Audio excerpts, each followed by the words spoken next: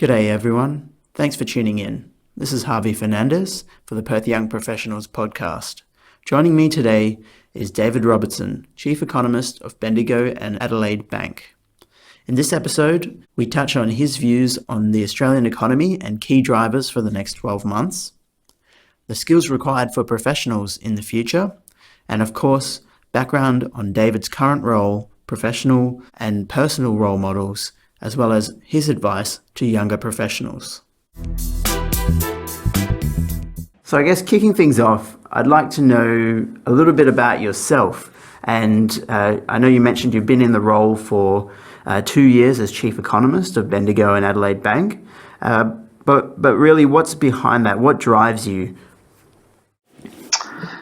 My drivers, in terms of the role managing our economic and market research area, really I think it's around untangling complexity and finding reason in what might otherwise appear somewhat random, and finding simplicity in chaos, if you like. And FX markets have sometimes been described as a bit of a random walk, which might be true at a sort of a micro level, but I prefer to sort of try to find underlying logic and underlying trends into what's happening in the marketplace and in the economy. So, my drivers, I suppose, are around understanding or demystifying what might appear complex, but also overlaying that with an understanding of statistics and probability distributions and so on. So I'm passionate about the numbers. In terms of the world of economics, really my fascination and passion is in the economics of financial markets. So I suppose the main drivers there are around forecasting, in forecasting around the markets and so on. I think it's important to embrace probabilities and, just avoiding binary statements like this will happen and that won't. I think it's actually all about understanding the probabilities and assigning the correct probabilities to outcomes. But probably the other part is also, rather than forecasting, nowcasting. So just being able to explain where we are, how we got here, and again, trying to demystify and simplify what might otherwise be considered a fairly complex environment. I see, yes. And I think that is a really valid point, is how do you put all of these variables into an equation or, and spit out some results at the end of the day. I think that's something that overwhelms most people when they're making forecasts, and then eventually we just go with a gut feeling or a, one or two key factors. Yeah, exactly. So again, if we're looking backwards or what I call nowcasting, so explaining where we are, I think we can try to find underlying logic as to why did the Aussie dollar go down to 48 cents in 2001? Why did it go up to above $1.10 in 2011? Why hasn't Australia had a recession since 1991? There's obviously a myriad of factors that go into all of that, but I think the key and one of the challenges is to identify what are the key attributes, key drivers that have taken us to where we are, and then I think you can extrapolate in terms of forecasting to try to give a sense of what's most likely to occur in the short to medium term. Okay, I think that's an interesting segue into my next question that I had for you, I suppose, is when you look at the key drivers of the Australian economy for the next couple of years, in your opinion, what do you think is going to be driving the economy or perhaps even slowing it down? Yeah, if I think about the Australian economy just in the short term, and I must admit I'm a bit pessimistic about the short-term outlook, whereas I think the medium-term outlook is actually pretty strong. But I think the drivers of the Australian economy for the next 12 to 18 months will be really mainly around the consumer. have the rate cuts, the tax cuts that have just come through, and with the recent rebound in housing as well, is that going to be enough to get consumers spending again? Because clearly we've been going through a soft patch. That's also linked to the property market, which I suspect will have a reasonable rebound, having gone through a pretty significant downturn over the last few years, and a lot of regional variance there. The Perth market's another one, which is distinct perhaps from the eastern seaboard. But the consumer and the property market, I think, will be some of the key drivers. I also think how things unfold with China and Southeast Asia coping with the trade wars, and obviously China is Australia's largest trading partner, but we are very much linked to the success or ability of China and Asia to cope with the trade wars. So, I think they're probably the main drivers. I am pessimistic about trade and the impact of tariffs in the short term, but there are also a few reasons why it might not be all bad, in that this might even encourage China and other parts of Asia to trade more locally than to the extent that they were trading with the US, and to the extent that reduces, maybe some of that trade will come our way. And the other factor is clearly the Aussie dollar, which I think it's underrated, the degree to which the Aussie supports or constrains our economy. And so, if we do get a further fall down to 65 cents, which I think would be very helpful, and I think it's probably more likely to fall than rally from here, then I think that can help. So I think there'll be some of the key drivers for the economy over the next 12 to 18 months, but it is clearly going through a soft patch. Yeah, for sure. And I think that's an interesting point that you mentioned there, around the consumers really being the central focus. And, I used to be a retail manager in a previous life, and if I just look at purely from a retail perspective, for brick and mortar stores, it seems like a lot of the consumption is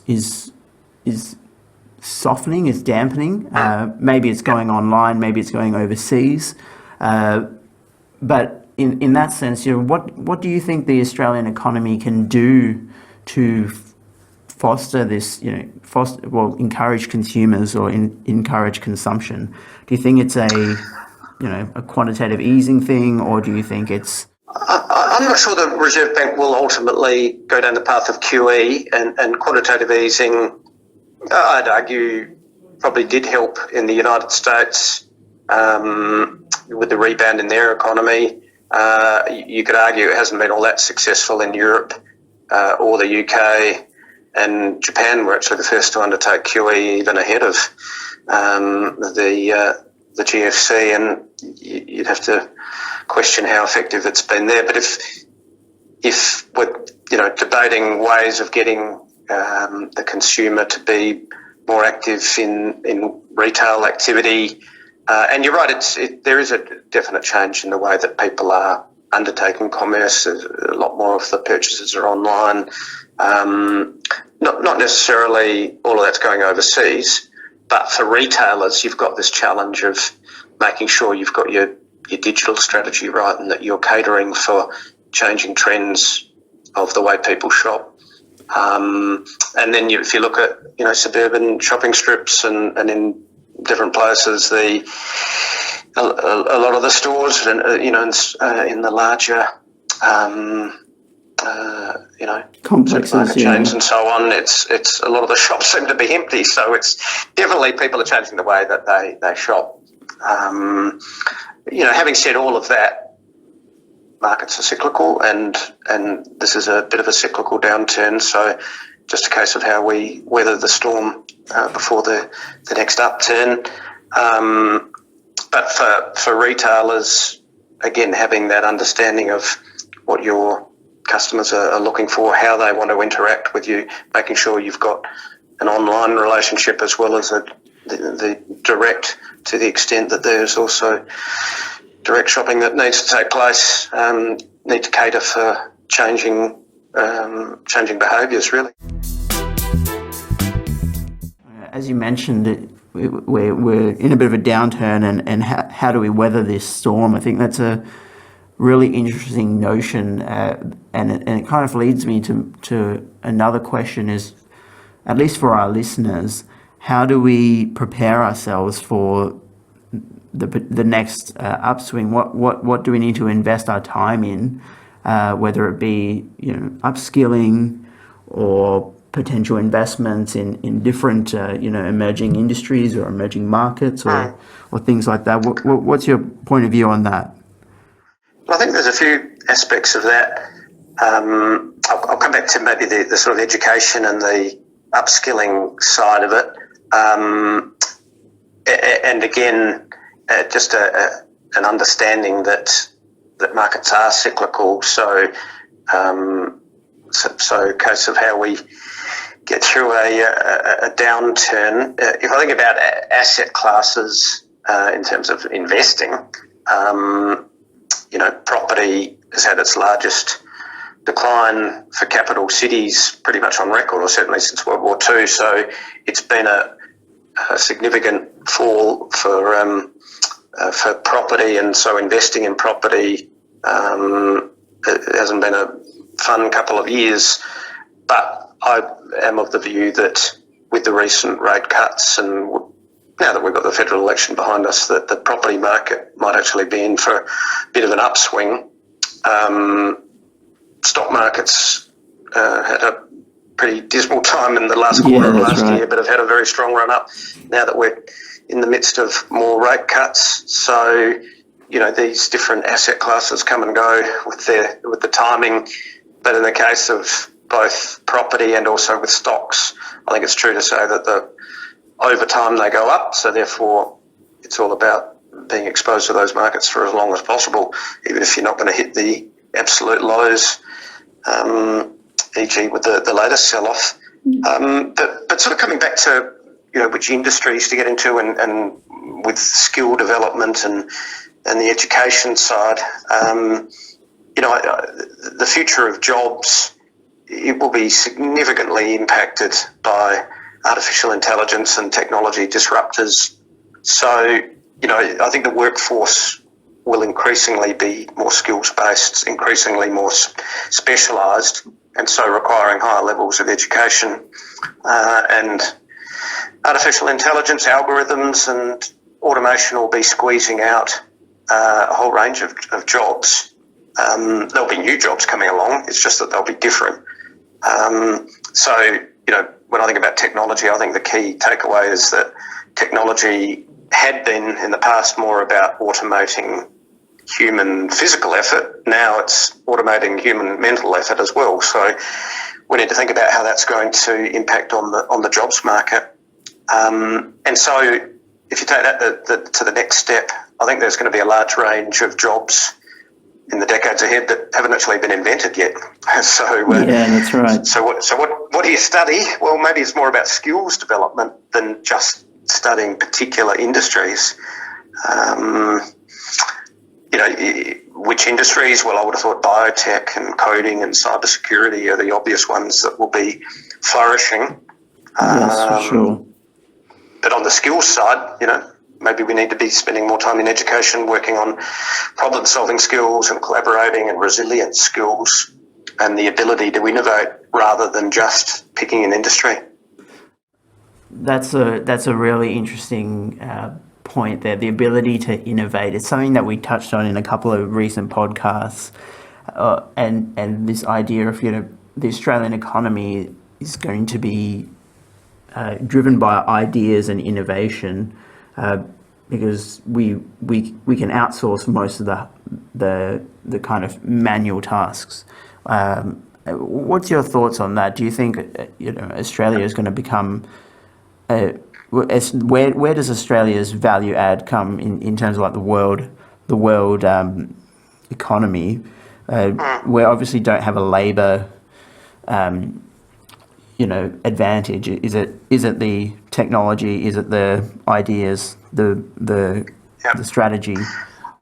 Well, I think we need to make that our strong suit, and you could argue that we've been lagging a little bit in that respect. If you look at our stock market, for example, whereas the US stock market's now dominated by tech stocks, and that's why over the last 30 years, the Nasdaq's up 20 to 25-fold, and the Dow and the S&P are up, 12, 13-fold, whereas our stock market's probably only increased 4.5 times over the last 30 years. So, looking at some of those larger companies, you could argue that's why we've lagged. So, we need to set up an environment that encourages innovation, and part of that might be around government policy. How do we make sure that you're encouraging research and development? But increasingly, I think it's going to be an imperative for all businesses to innovate, and presumably almost every stock at the moment or any company will be thinking, all right, what's our plan to innovate and to make sure we're doing the disrupting rather than just being disrupted. So if we take that theme of disruption and look at your role over the last couple of years as chief economist, how has that changed over the last couple of years? Well, I suppose what's an economist trying to do? They're trying to add value by, keeping everyone up to date and informed. If I think about my role, I see the key stakeholders of the bank being our customers, our partners, our staff, and our shareholders. I want to keep them informed and across emerging trends and emerging issues, as well as just where the markets are and where they're likely to head. So, I see my role as trying to add insights that can both help to explain where the markets are and what conditions are like for businesses and for consumers right now, but also where things might be heading in the future. And so, the discussion around the changing nature of the jobs market and how it's going to be impacted by, artificial intelligence, blockchain technology, Internet of Things. It's a long list, isn't it? Quantum computing, the list goes on and on.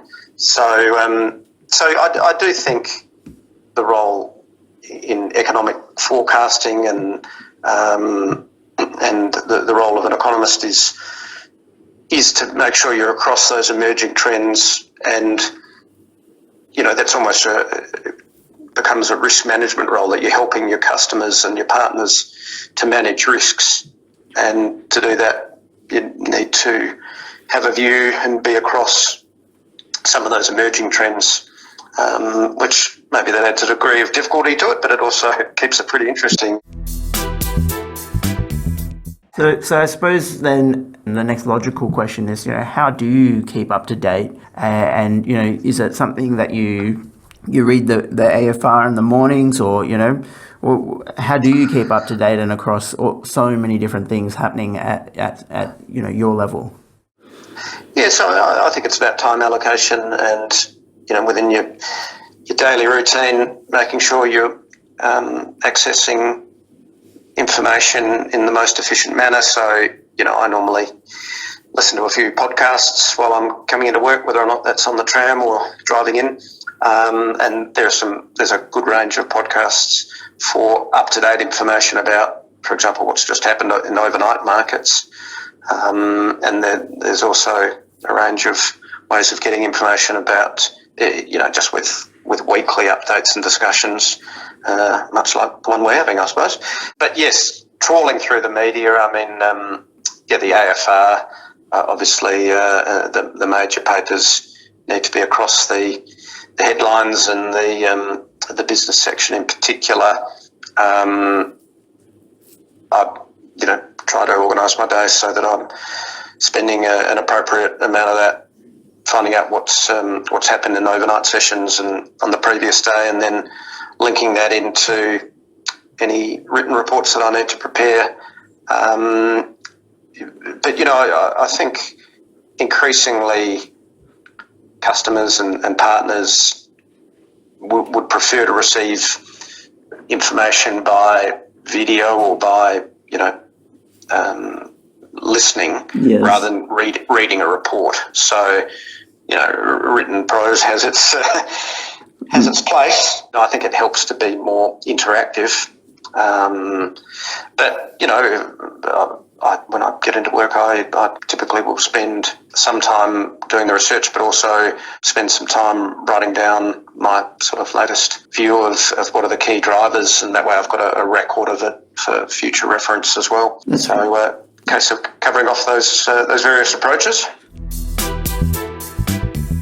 One of the questions that I like to ask most of my guests, is what is your morning routine like? And this is mainly to help our listeners understand different approaches to starting the day, different strategies to be successful, and perhaps something and things that you found useful in the mornings or not useful to help us all develop. So maybe you can share us, what's your morning routine like? You get up and you... Yeah, well, and I must admit, I time the alarm so that it goes off to hear the 6 a.m. version of the ABC News, so that I just make sure I'm waking up to hear anything that's happened overnight while I was asleep.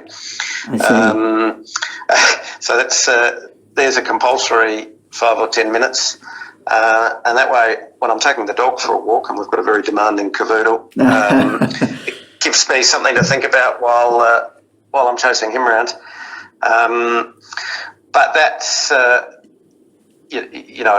mentioned before, if I'm catching a tram into work or if I'm driving in, I do like to listen to a podcast or two. So that's part of the morning routine. Getting a good cup of coffee, I think, is absolutely vital part of the routine. Yes, of course, agreed. But I think probably once I get into work, one of the first things I do is just make a bit of a list. I'm a real list writer and list ticker, so it's always quite rewarding to get to the end of the day, and if you had a dozen things written down, to see 9 or 10 ticks next to them. But look, I think it's important to mix up the work side of it with a bit of exercise and with pastimes and so on. So normally the gym might get a workout from time to time, or making sure I'm not neglecting things like going to the driving range and hitting some golf balls. Fair enough. Agreed with that one as well. I think that's so important to keep your physical and mental health, in sync, healthy and active. They're both realms are almost like a muscle that you need to always look after. So yeah, totally agree on that one. And if I were to change pace a little bit in terms of your own career and just reflecting on it as you've progressed through your career, would you mind sharing some of your personal or professional role models, and why were they important to you, or what inspires you about them? Yeah, interesting. And I started in banking 30 years ago, and then the last 17 years with the Bendigo Bank, as it was initially, Bendigo and Adelaide Bank, as it became around about a decade ago. Probably some of the role models I've had through work, been some of the people I've reported to over the years and worked with, previous managing director at the bank, Mike Hurst, and I should also mention his successor, Marty Baker. So the last two CEOs of the organisation, for me, they've been great role models when I think about their intelligent, precise intellects, very thoughtful and incisive minds. But the other thing which I think really is worth highlighting is this deep commitment to the customer and having an understanding of the full range of stakeholders. So an understanding of sustainable business models. And I think that's probably what's really unique about this organisation I'm working for than perhaps some of the ones I've worked for in the past. Okay. This notion of not just adding value to the organisation, but the notion of helping your customer to be successful, and that helping your customers to prosper and succeed then helps the organisation you're working for. It's sort of simple, but it's such a powerful model.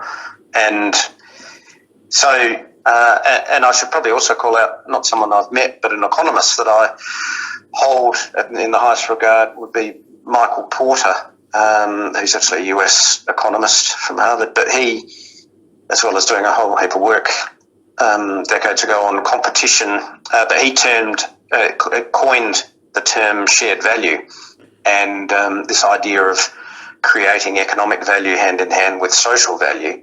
And I think that goes back to the previous point around actually doing things which are going to help your customers, which you could argue hasn't always been the case in the financial services industry. So, I love that link between economic value and social value.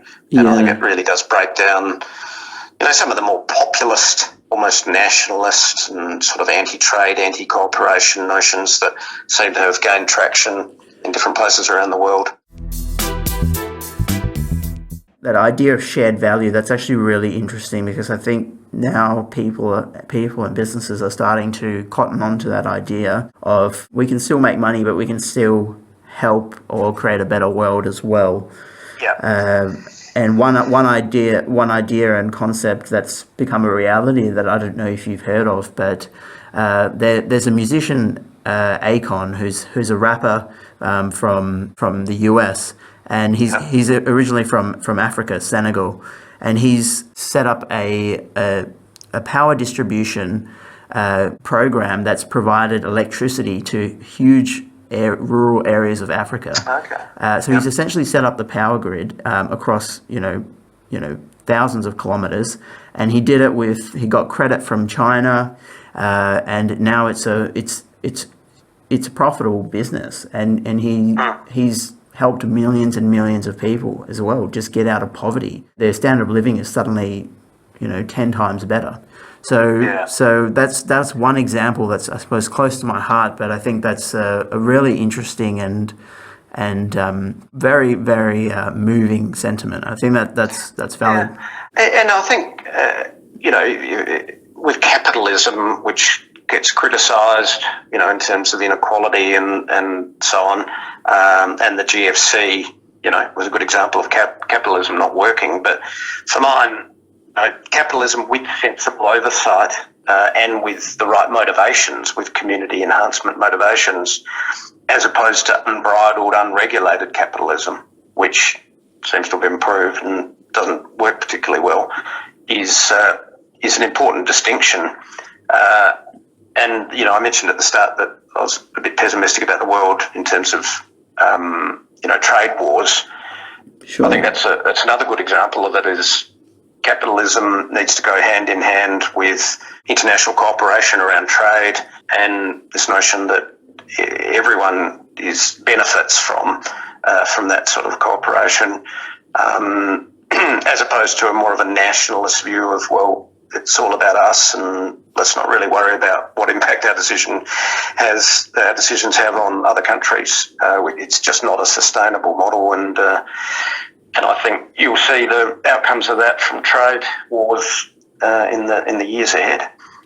Yeah, I think that's such a great point. Unbridled and unchecked is anything can be devastating. Even if we, look at your diet. If you binge eat every day for the rest of your life, we have a pretty short life. So I think that's balance there is the key, and having the right policy to kind of, or at least the right guidelines to, make sure harm isn't necessarily being done.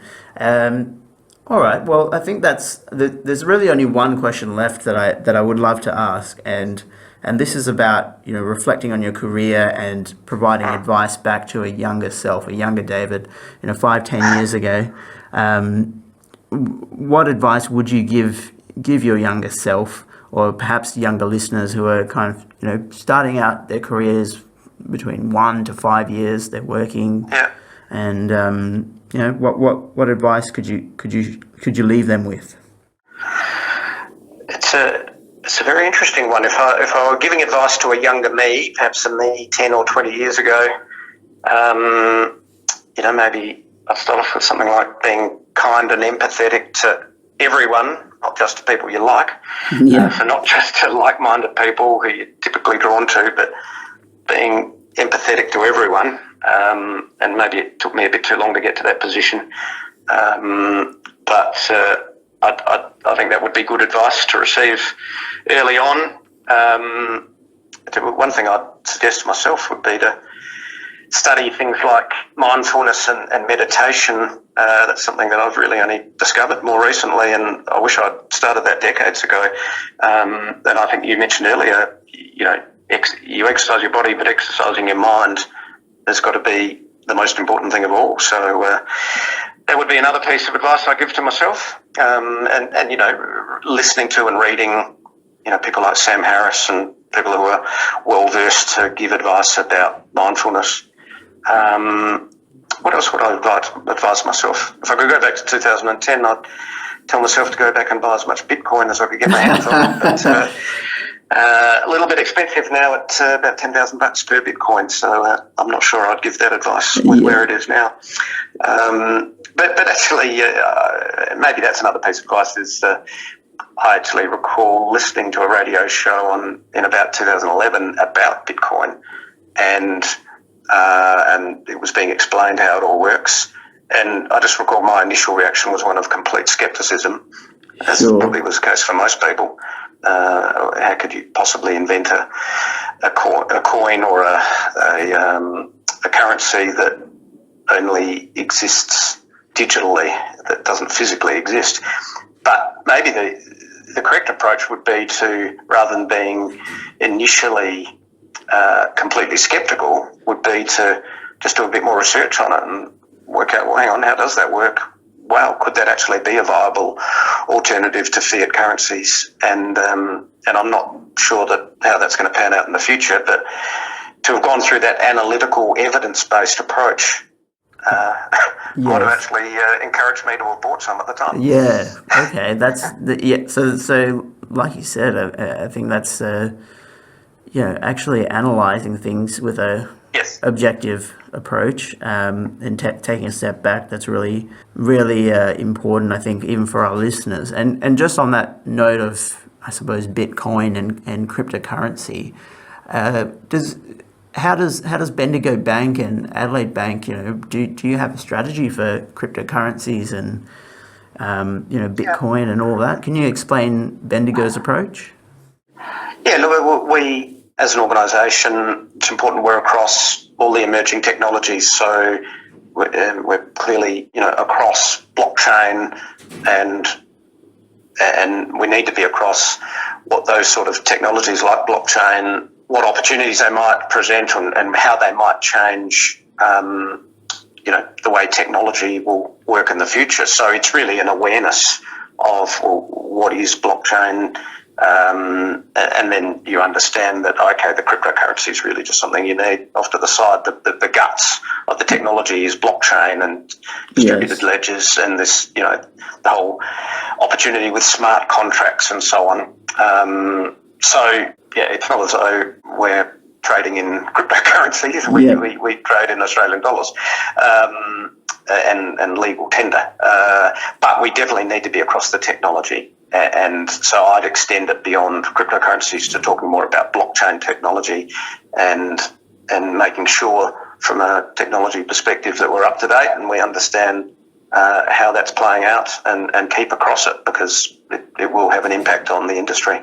Awesome. I think that's a great point to leave it on. And I'd really like to thank you, David, for your time and appreciate your insights. Definitely very valuable, and I'm sure our audience will get a lot out of this. So thank you again. Thank you for your time. It's a pleasure, Harvey. And all the best with the role, and look forward to reading about your insights in the AFR and across all the different podcasts. Thanks very much, Harvey. Great to have been involved. Thanks for listening to the PerthYP podcast. You can find more episodes on our YouTube and LinkedIn pages at PerthYP. Until next time, keep listening, keep growing, and keep connecting.